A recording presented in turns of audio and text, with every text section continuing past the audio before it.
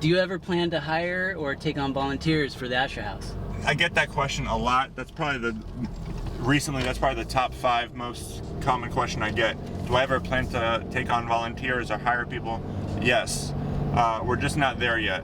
The reason why we're not there yet, anyone who's watching this who runs either a sanctuary or an animal shelter, an organization, you know that even volunteers are like employees. You just don't pay them, right? But you still have to manage emotions, manage people.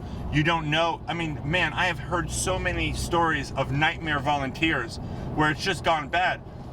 I'm so grateful for the amount of people that want to volunteer and work with the Asher House, but I don't know them. So right now, I'm really not ready to take those type of risks where I bring people on that I don't trust.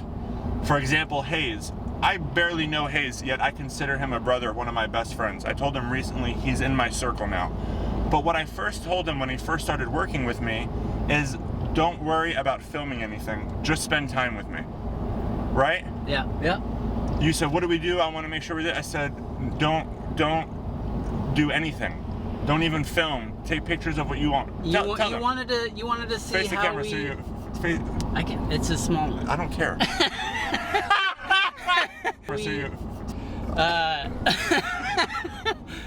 Yeah, he wanted to see Why are you sweating so much? Do you want you to take your sweater off? Well, I had a beanie on and I have this on and like. See what it takes? You guys want to work for me? You see what it takes to work with me? He's sweating from sitting in a car.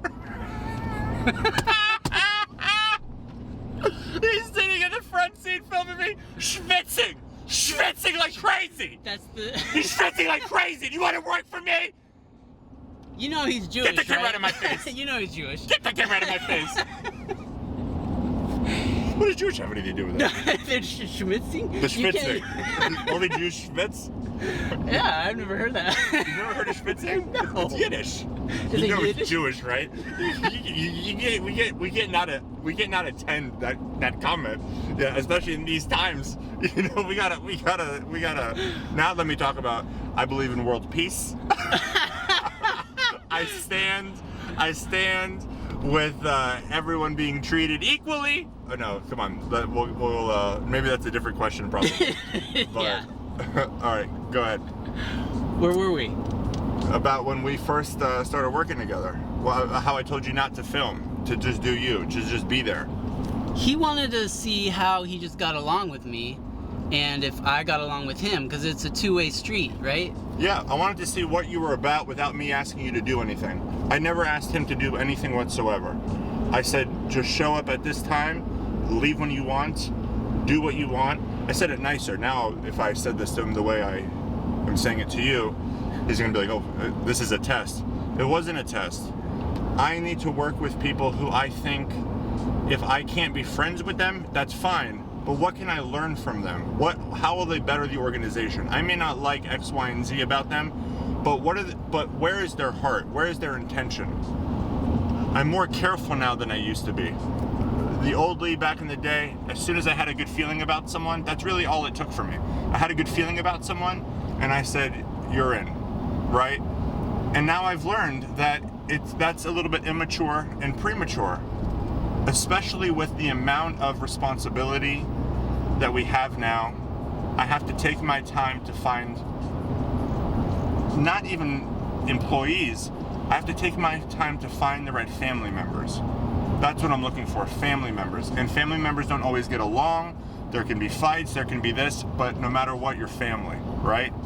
And that's what it takes to work at the Asher House right now. In the future, when I can delegate, you know, hopefully you know what I'm talking about. In the future, of course, we're not going to have 1,000 family members. It's statistically speaking, a few of those people. It smells like fart in here now. Dogs.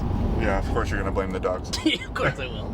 A few people are going to let us down, but I'm prepared for that. But at this point, I can't take that risk. I'm doing things. Even though it looks like we're moving so quickly, the reason why we're moving so quickly is because one thing I pride myself on right now is we got such a team that is helping us get things done. right? We have a team that wants to work, that wants to be successful. We have a team that I don't have to tell them what to do for them to make things happen. And I'm constantly aware of that. I'm constantly looking out for that.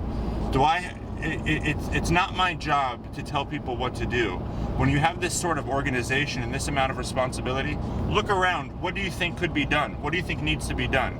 And do it. And that was the biggest takeaway I saw with Hayes, which I thought was really cool. There was at first I didn't acknowledge him for this because I didn't know if he was just trying to look good.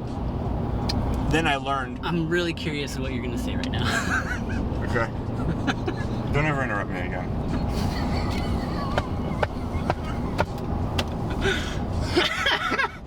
I pull over. Get the hell out of here. Get out. Get out. Wait, right the camera. Give me the camera. I need the camera. I need to finish. Please. Okay, get back in. No, continue. Okay. Thank you, Sensei. No, he came over, and like within a few minutes of us hanging out, and this was our first work day. So before that, he came over just to hang out with the dogs. Tasha and Justin from New Life Animal Shelter brought Hayes over. This is another question I saw: is how did you and Hayes meet? So this is okay. you're getting a twofer, a 2-in-1 here. So yeah, they introduced me to him, and he came over. It was actually the first day we met. Was I getting my tattoo? Or was that like the second time? Frick. No, I think that was our first time, because that was the first time where we exchanged information. Yeah. Yeah. So I first met Hayes while I was getting my tattoo, which was my very first tattoo. Yeah, right on the spot, I was like, let's exchange info and come over Monday. I remember saying that. So basically, he came over, and one of the dogs pissed or pooped, right? And like, it was within a second. I was doing something, and I noticed Hayes went to go clean it, and I was like, wow, what a go-getter. Didn't ask me, just on it, you know? Didn't even ask me where the garbage was, where's the towels. He saw something that he could do, and he did it. And I paid attention to that. But what I noticed is, I said to myself, maybe he's just trying to look good. It's who he is. It's a part of his character, and it's rare, and it's freaking beautiful to have.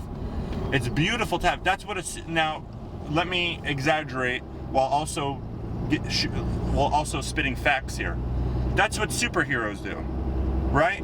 When we see someone that we admire, when we look at the TV, we see Superman and Superwoman and these people. What do? They see a problem, they fix it. They don't wait. I try to surround myself around people like that. They see an issue, they fix it. And that's what it takes. So of course I'm not ready to just allow people who I don't even know just because they love dogs or love animals. Who doesn't now? You know, right? So of course I can't just say. People often say, you are doing exactly what I want to do. Can I come volunteer? Every child, if you ask any child, what do you want to do? They say, I want to have an animal sanctuary or a zoo. Not that we have a zoo, but you know what I mean. When you're younger, you don't know about rescue. You want to be around animals. So it takes someone who is willing to just trust this process, trust the road. Someone who knows, like, he has to put up with me, knowing I'm going to forget what I just told him. I'm going to be angry one second, happy the next. I'm going to be ready to go.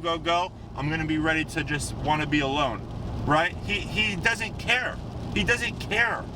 He's just going to go do things. And that's what it takes. And that's what I would love to have in volunteers as well. But think about what I'm asking of someone to do for free. And I don't feel comfortable to have volunteers yet. I don't want any. This is such hard work. We're at the beginning stages. Okay? I want you to imagine if you were building a house by hand and someone volunteered their time. It's like, you're going to volunteer to do all this work. It's not right. I'm so afraid of, which I know will definitely happen if I don't listen to myself. I'm so afraid of someone just coming over, just wanting to hang out with us, meet the animals, play. I have to introduce them. It's like, no, man, let's work. No, can I see this puppy? We tried it. Can I see the pigs? No, you cannot. We have work to do. You know, we have work to do. You can only see the pigs if you're helping pick up their poop.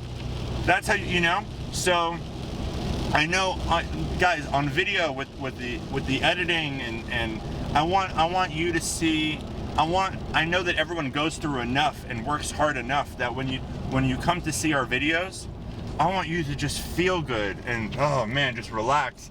To love. I don't want you to see the drama and I know you think you want to see it, but it's like, I'd rather you enjoy this ride and I fill you in instead of showing you I tell you, like, hey guys, I have my moments and this happens and this and we're trying to get the fence. I give you the snippets of what's going on and what we need to do. But man, the amount of work that it takes, it's like I don't even feel comfortable having someone volunteer their time. You know what I'm saying? And now I'm dependent on someone. If I have a volunteer who I'm not paying, says I can come 3 times a week, let's say 5 hours, right? 3 times a week. What if they don't come? What am I gonna do? Fire a volunteer? You know? What am I gonna do? They're a volunteer, so we're not there yet. We will be, and I can't wait for that moment, but we're not there yet.